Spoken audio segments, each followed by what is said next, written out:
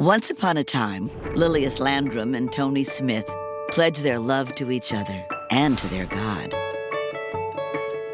Y'all, match made in heaven. She just lit up.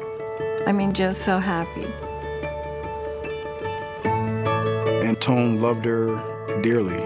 But without warning, into this holy union steps pure evil.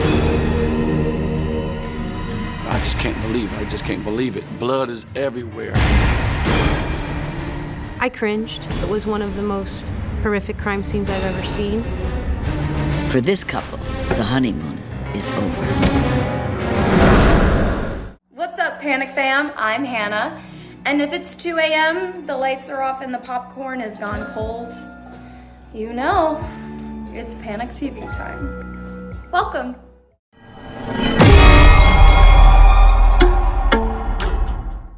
If you survived this, and this, congratulations, all right? Congratulations. But your luck runs out here.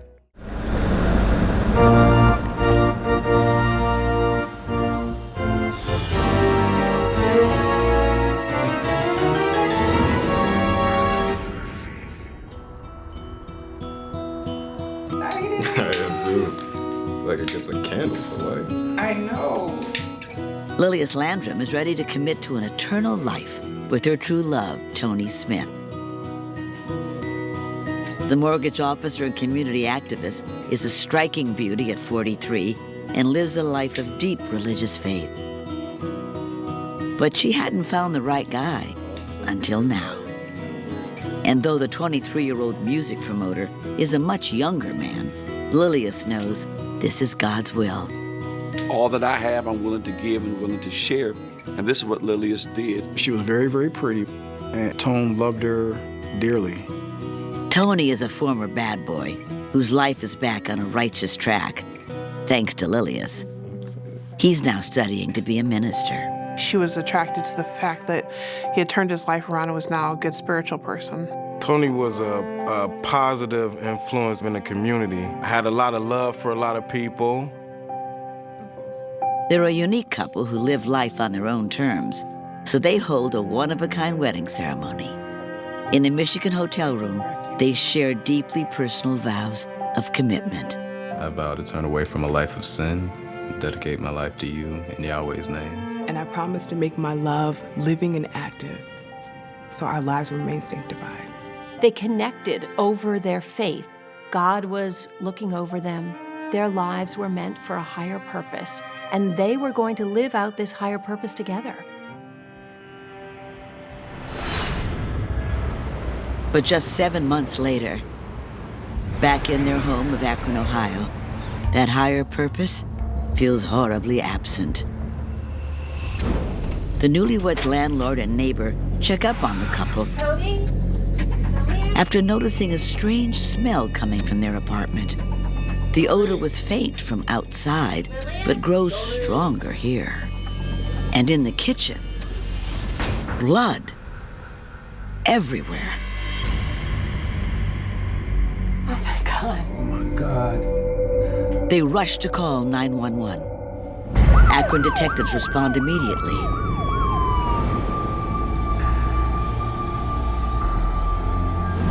Clearly, someone's in grave danger, or already dead.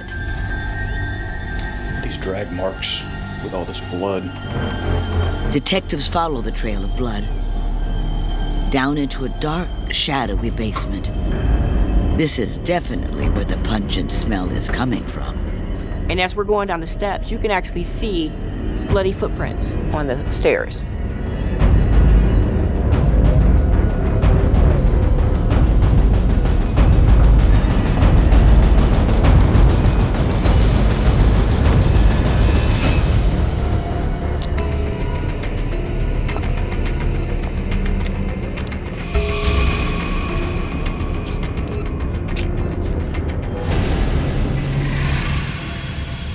Then, behind the furnace, Looks like we've got a body. bathed in blood. Need crime scene to respond. As they move closer, they realize it's a woman.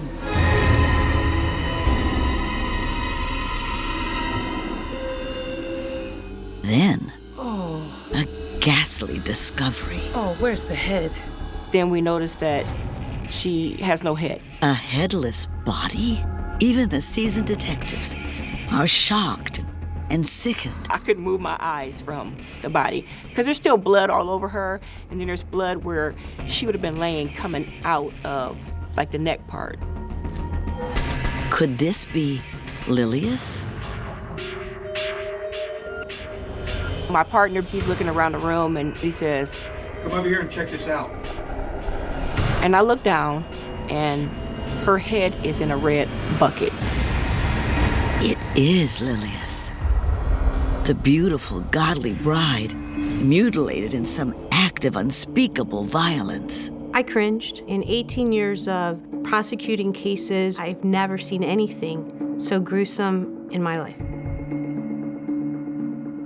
This must have been completely traumatic, even for the peace officers who are somewhat accustomed to seeing crime scenes. This crime scene went well beyond anger. This crime scene was filled with evil. It's such a horrifying end for someone so devout and generous. Llius and her siblings grew up in Akron, Ohio, raised by a single mom. As a little girl, she was just happy all the time, happy. And she had a giving heart from the very beginning of her life. She had a smile that would just touch your heart. Thanks to their doting mother, the Landrum children grow up passionate about their education, the arts, and their faith in God. After high school, Llius's mom gets a job in Los Angeles, and Llius goes with her. She's always loved acting, so the dazzling world of Hollywood is just where she wants to be. That was her beginning. She loved acting, and she loved doing commercials. And she was so excited about doing that. In addition to commercials, she works on TV shows and does community plays. People recognized her as a very good person and a very good talent. But even in this town filled with ego, Llius stays grounded, always giving back to others. She would always help people that looked like they were struggling or felt like they were by themselves. While not on set, she reaches out to the lost and lonely, feeding the homeless in LA and writing to prison inmates back in her home state of Ohio. Eventually, Llius's mother moves back to Akron. And even though her career is beginning to take off, Llius puts family first. My mother was starting to get ill, so she came back to help out my mom. And that's the kind of person she was. She didn't hesitate on coming back. In Akron, she takes a job at a mortgage company and has no trouble making new friends. Llius was the most caring, the most regal person that I've ever met in the world. I one time asked her if she was an angel. I just looked at her, I said, "Are you an angel?" And she winked at me. She joins an Akron church and starts a drug and alcohol rehab program. I'm gonna go get him, okay? Great. Not very often do you find somebody who's just willing to give themselves openly, freely, genuinely, with nothing in return to all walks of life. Recovery can be hard. I know it can be difficult. I feel that she was the Mother Teresa of Akron, of our ministry, because of how she didn't care what a person looked like, what a person's background was. I want you to know that God is here with you, and I'm here with you. I don't know how much family you all have, but you have family in me, and you have family in the church. Tony Smith's path to faith has been a lot rockier than Llius's. Growing up in nearby Columbus, Ohio, he takes a wrong turn early in life. In 1995, marijuana charges send him to serve a short stint in jail. Smith, you have a letter.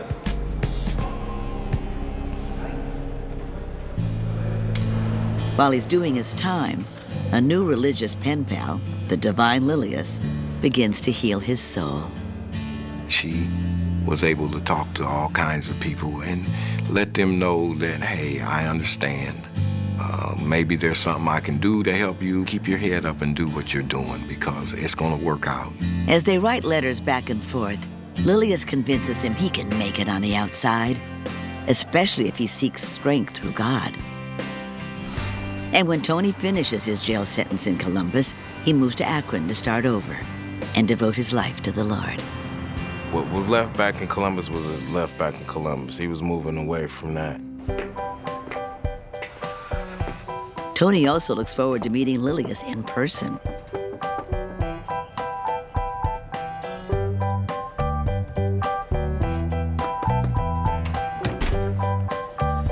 Hi, you're Llius, right? Yes. Hey, I'm Tony. Tony Smith. Tony Smith. Though it's the first time, they immediately connect like old friends, thanks to the letters they've exchanged. Tony explains he's going to start a record label in town and wants to become a minister. Llius is thrilled. Despite their 20-year age difference, there's an instant attraction between them. Nothing better to a woman than to find a bad boy that seems to have gone good. Llius believed in second chances. For Tony, Llius represented stability. But Llius has a live-in boyfriend, Max Taylor, also an ex-con she has helped. So who was that? Just a friend. So for the moment, she must settle for just friendship with Tony. But now, that deep connection between them has been severed forever. Llius' sister is at home watching a television newscast when she hears the dreadful news. Just came blasting, woman on Fern Street decapitated, and I just dropped everything because I am like, what? Akron police ask Llius' father to do something no parent should ever have to do. They called my dad in to identify the body. You sure you want to do this?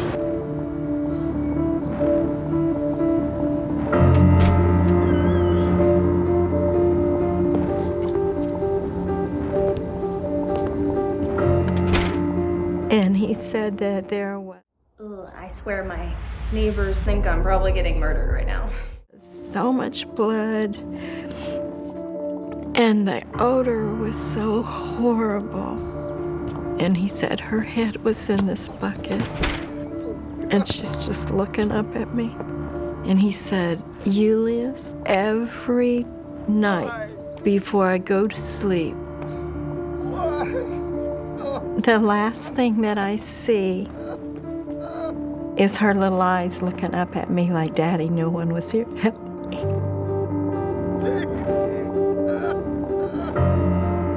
And it was like, why would anyone hurt her?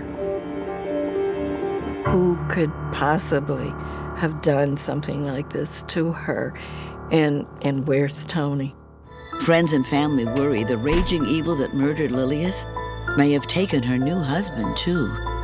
We thought that he had been killed or hurt really bad as well. Everyone prays the missing groom hasn't met the same fate as his new bride, wherever he is. Just 7 months after Llius Landrum and Tony Smith exchanged custom vows in a private ceremony, the bride is found, beheaded, and the groom is missing. We was really worried, where Tony might be at. But we didn't know, did somebody break in and do something to the both of them? Police file a missing persons report, hoping to find him alive, sending notices to all area police agencies, and continue processing the shocking crime scene. The bloody footprints on the stairs are likely to be the killer's. It was a bare footprint. It wasn't a shoe print. They'll need to match it to a suspect if they find one. Somebody has a bright idea to take a saw and cut the stairs out and take the top 4 stairs. And that's what they did.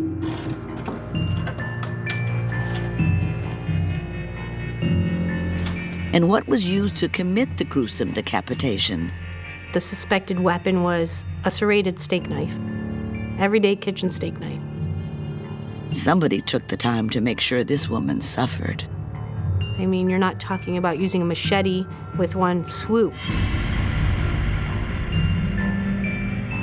But perhaps the most stomach-churning detail is that the bucket holding the head is filled with urine. The psychopath who did this had some other thing going on than just, I want you dead. It's, I want you desecrated. I want to completely disrespect your body. This is more than anger. This is evil.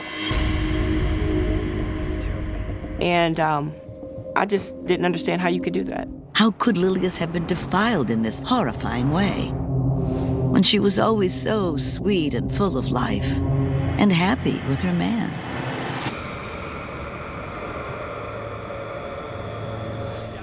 Although they're still only friends at this point, as she and Tony spend more time together, their connection deepens. They just have so much in common. We after the pitch, and now we see the Optimus days. Oh my God, this dude is trash. You better line Call me trash? Don't call me trash, man. Don't ever call me trash again, man. My rhymes are sick, man. Don't call me trash. They want to do good. They want to help others. She decides to help him launch his Christian hip-hop record label. Attitude down. We got a label. Me and the lady over there, we're starting the Christian rap label. Yeah? And you're good. I appreciate that. On the label. Yeah, I've been looking for somewhere to showcase my talents. I was in high school, man, and I needed a lot of help staying focused there, you know, young and wild. But if you want to do something, we are having a showcase. And we're opening up a new label, and I want to know you guys. They begin to sign artists for their label. I appreciate it, man. All right.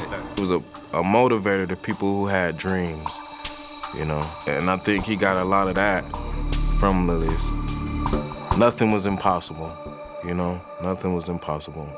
Preaching the reality of optical faith, an object set in Christ like an optical faith. It's a long shot and will require a lot of work. But the two friends scrape together the money to start small, determined to make the label a success. We were like tight-knit family. Llius was like the mother of everybody on the label, and Tony was like really more of a brother. Hey, Tony. Tony, how was that? How was that? Did you hear me? What's up? And it starts to look like their new label has real promise. This label is one of the first labels I ever heard about with rappers talking about God, you know, so it was different. What does this do? Like, what's all this stuff? Spending so many hours working together only strengthens the attraction between them. But at this point, Llius is still with Max, and Max isn't very stable. Before Llius had taken him under her wing, he'd served time for murder. While in prison, he witnessed a violent riot and has vivid flashbacks. When I'd pick her up from work, he would be pacing on the front porch, just pacing back and forth, back and forth, back and forth. And I'm like, what is wrong? And she's like, he's just so out there from what he saw. He's just a nervous wreck. And he can see Tony and Llius are really connecting. You think you can steal my girl? Hold on, man. Hold on. Work it out. Go, Max. Get out of here. Huh? Hey. Max, go. Llius has had enough of Max's jealousy and mental instability and breaks up with him. And Tony is right there for her. Tony just made you feel at ease. He made you feel comfortable. He wasn't like Max, pacing and being weird.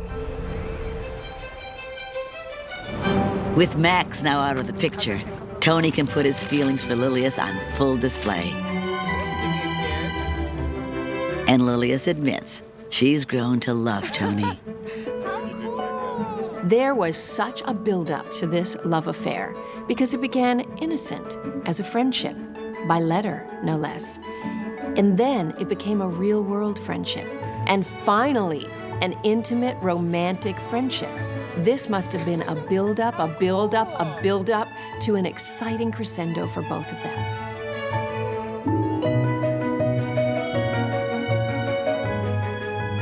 They clicked together. When they walked in the room, it was like beauty entered the room. It was like, wow, y'all look wonderful together. A match made in heaven. So I was thinking, we should probably try to go to church sometime. Yeah, for sure. All right, so you did good, man. Really good. Yes, man, appreciate So we'll be in contact with you about the masters when they get there. After dating a few months, Tony moves into Llius's apartment. They're inseparable and madly in love. True soulmates. Well, the session went well. Good. But there was one other thing that I felt like I needed to take care of.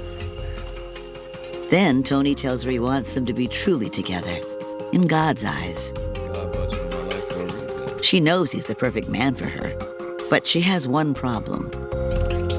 A big one. I can't. Llius was married a little bit after high school. But it was a difficult marriage, and she left him because he was abusive. Even though they split up almost 20 years before, they never got legally divorced. She never thought she'd want to get married again. Until now.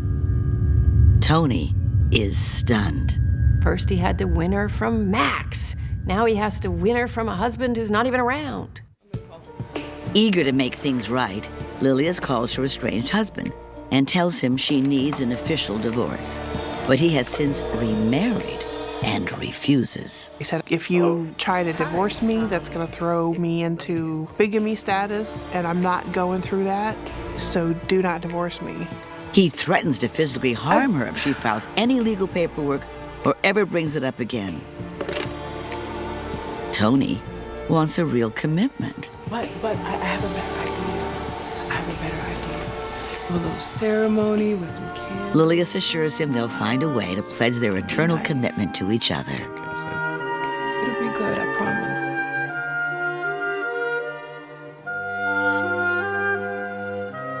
So where's my ring?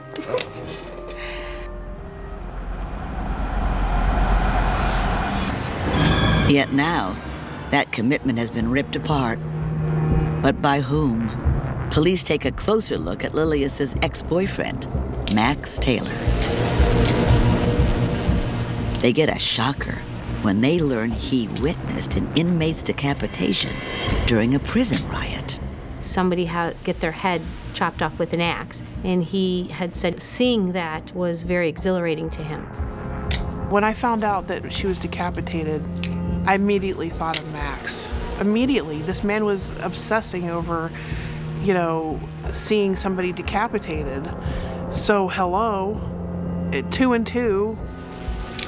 And then here we are with Llius's head being cut off. So yeah, we did want to talk to him about it. An angry ex with a record who gets excited by decapitation? Detectives need to find Max Taylor fast. Tony's life may depend on it. New bride Llius Landrum is found in her basement, decapitated. Her new husband is missing, and police worry he may be in danger. Investigators continue processing the crime scene. In the kitchen, they find women's slippers and a smashed gospel cassette tape. And there was a broken earring. The blood was everywhere, ceiling, all the floors, 4 sides, even on the door. It was clearly a lengthy and brutal attack that began in the kitchen and moved toward the basement door. Llius didn't give up easy. It was very violent. You could tell that she was fighting. 2 of her fingernails were broken. Blood spatter shows she was decapitated near the basement door. The killer then dragged her down the stairs and dumped her body behind the furnace. Then dropped Llius's head into the bucket.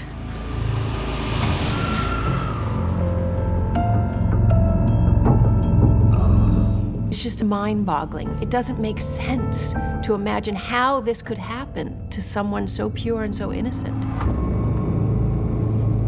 A witness spotted a man fitting the description of Llius's ex-boyfriend, Max Taylor, lurking around the neighborhood before the murder.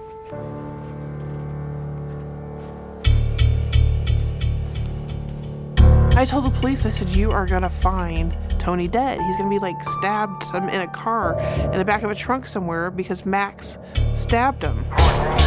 Police expand their search for Max. The day after the body was discovered, the autopsy comes through. Turns out, Llius lay dead in the basement for 9 days before being found. And the report reveals even more appalling details. Llius was actually still alive when the murderer decapitated her. The pain she would have been in, I don't think it would have been quick and painless. It's just, it's inconceivable. It's so sad to realize that this woman who died such a wicked death was so happy just months earlier as she prepares to wed Tony. Since Llius's husband won't grant her a divorce, the couple conjure up their own unique wedding ceremony for the one witness who truly matters, their Lord. She said this is the only thing they can do right now in order to be right with God. Afterward, they excitedly share their news with friends and family. Llius wrote me a letter, and she told me how happy she was and that you're not going to believe this, but I've married my Tony. And she told me all about the ceremony and how much they were in love with each other. I was happy to hear that Tony got married, especially to someone like Llius.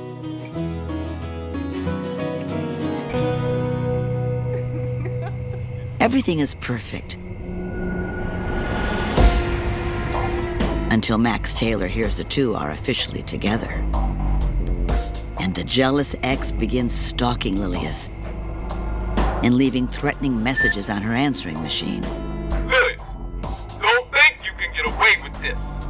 I'm gonna fix things. Believe me. He knows where they live, and he's got a criminal record for murder. The newlyweds pray he'll just leave them alone, but refuse to live in fear of him. Now that they're in a committed union, they ask their pastor to bless their apartment. Lord, I want you to bless this loving couple. Bless this As he home. prays, Tony and Llius begin an unusual chant. The pastor's startled. He can't really understand the words, but it doesn't sound like any traditional prayer. Tony didn't pray in the Christian way that our family would pray. And he'll quote some stuff, but then it was sort of like a mumbling thing. It wasn't like a straight up religious conversation. What is this?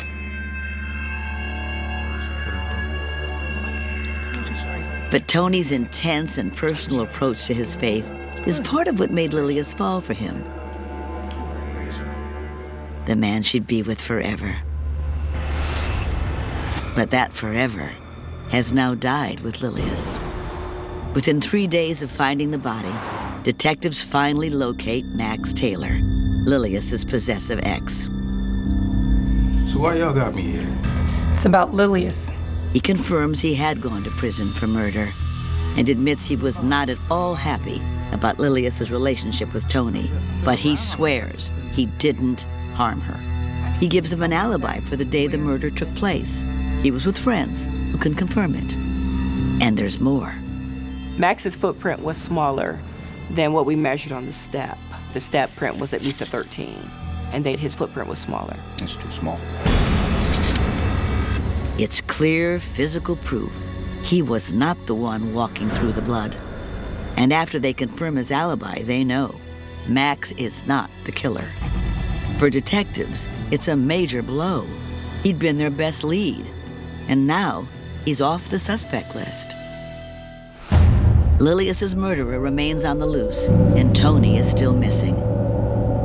The couple had seemed to live with a pure and devout faith, but as police investigate, sinister truths will emerge, revealing unimaginable evil.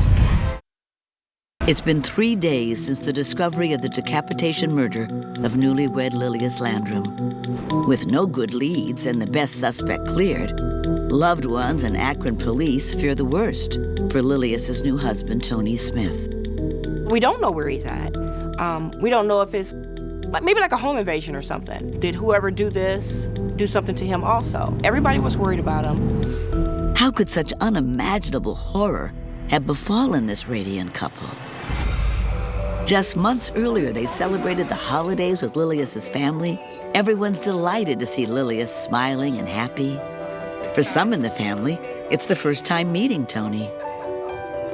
Everybody was eating, everything was fine. But then we started noticing that he was separating himself from us. He would fade off, go into the living room. It's like just getting away. Why is he so distant on a day that's all about coming together? Some don't think her new husband is right for her. It was sort of weirding us out a little bit. I thought I didn't like the guy. It's hard to hear at first, but then Llius does admit the relationship is an unusual one. She told me that she started out as a godmother to him and grooming him, and then the relationship sort of just happened. Requesting something else. It's a jerk. Llius, we need to go. Okay. She's trying to make it work, but the family wonders, did Llius marry the wrong guy? That we didn't see much of Llius anymore after Thanksgiving.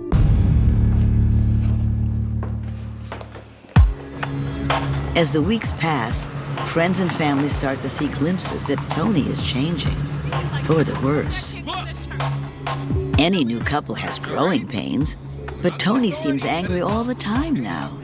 The neighbor upstairs, he heard them having fights and yelling. Friends notice he begins to order her around, demanding her total obedience. It was like he controlled everything that she said, that she did. Even a couple of her friends said, why don't you wear this? Well, Tony doesn't want me to wear things like that anymore. I just put my hat on. You can't wear that in there. Why It's not? disrespectful to Yahweh. Take it off. But I always wear my... Take the head off. Becoming subservient is sort of what spouses do to try to placate, to try to avoid anger, to try to keep everything okay. They let the person become in control because they think that'll be the way to avoid conflict.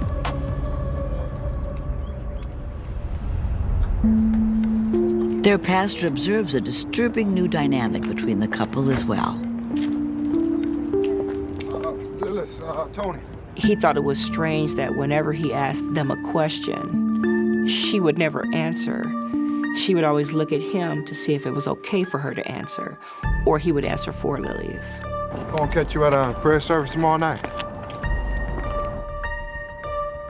In a shocking move, Tony announces he and Llius will be leaving the flock. He says God has called them in a holier direction. Tony himself will be their minister.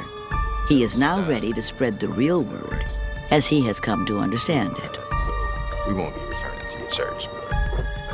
Well, anytime a person leaves, you always feel a little bit shocked. So when Llius left our ministry, I was kind of saddened because she made a great impact upon the people who were there.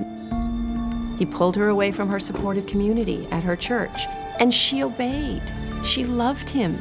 She was hoping that if she did everything he said, if she could just comply, that they could be happy again. Then, Llius gets moved to part-time at work, and the record label doesn't turn a profit. Tony refuses to work elsewhere, leaving the couple financially at risk.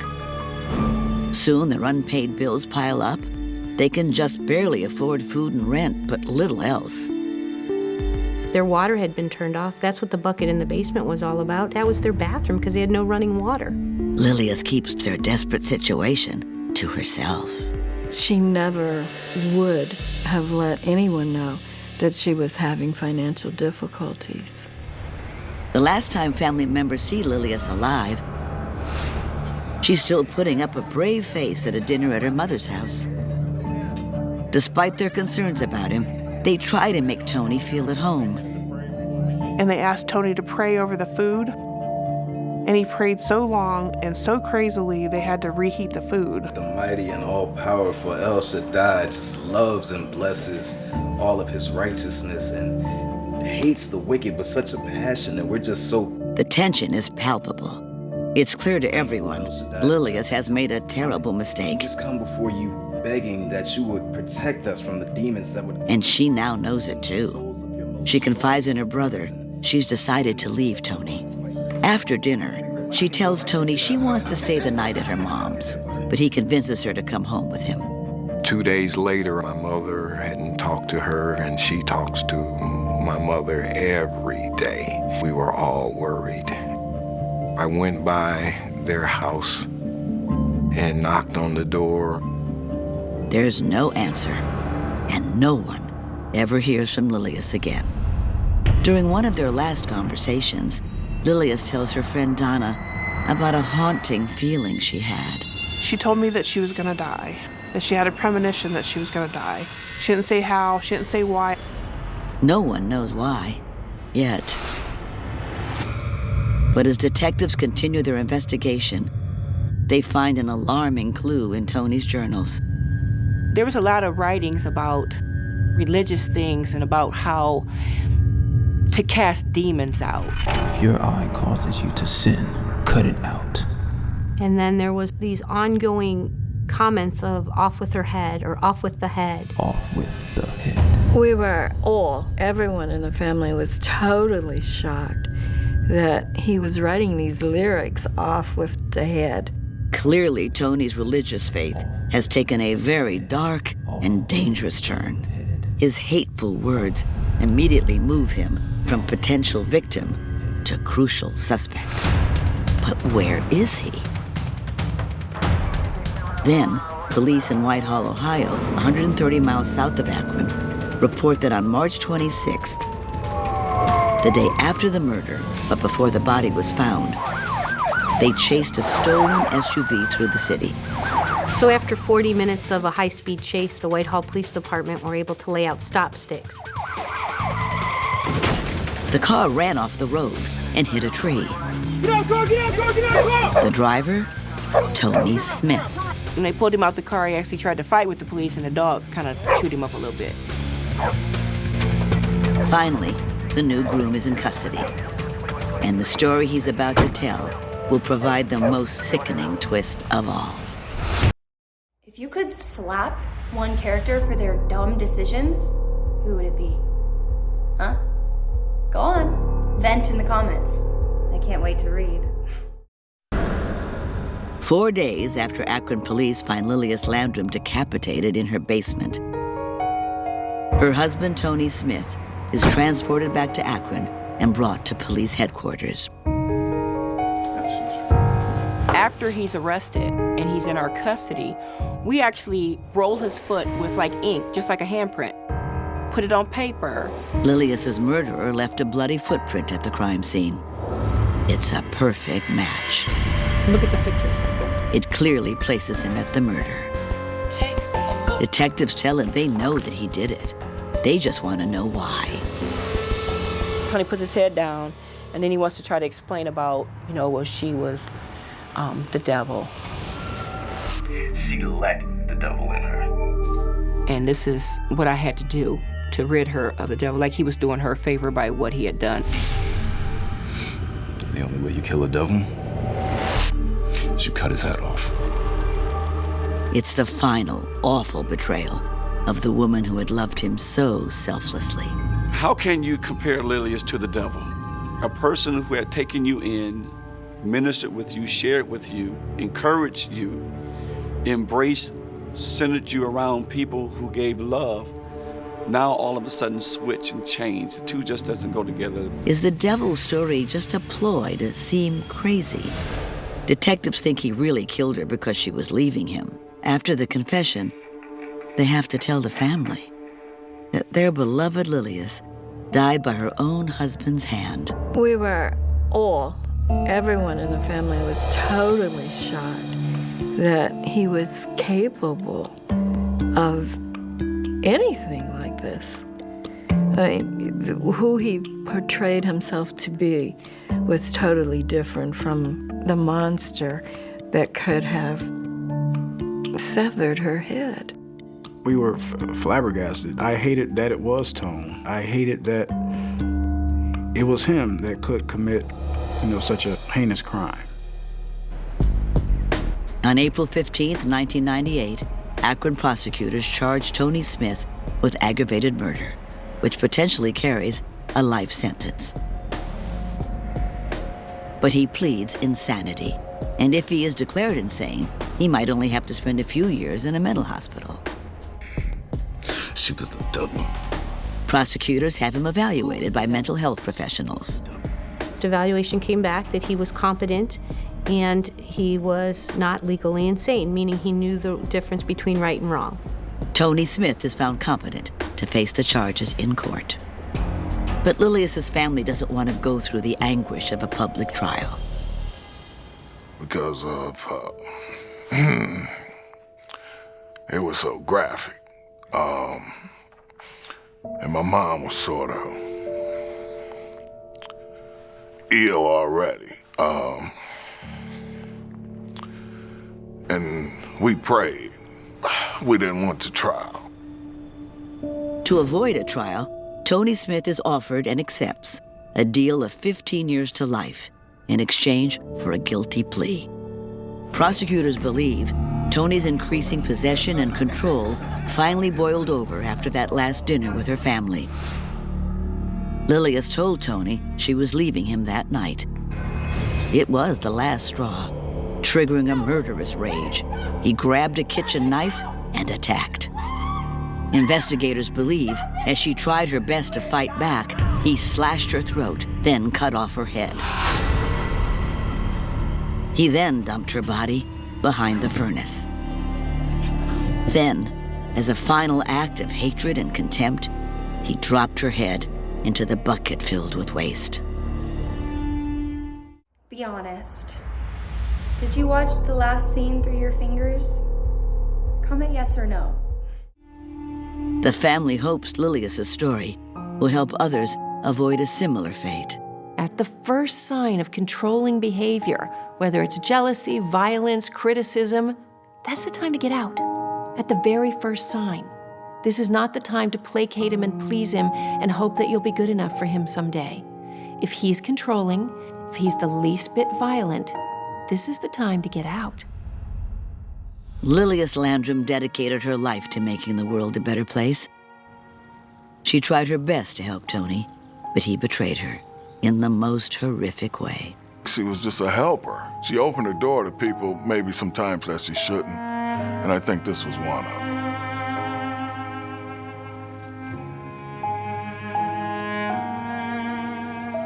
And this was too heavy for me.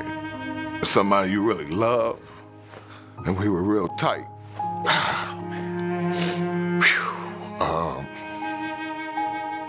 That just killed me. We always promised each other that we would be there for each other and be holding each other's hand when the other one's life was at an end. And he robbed us of that ability.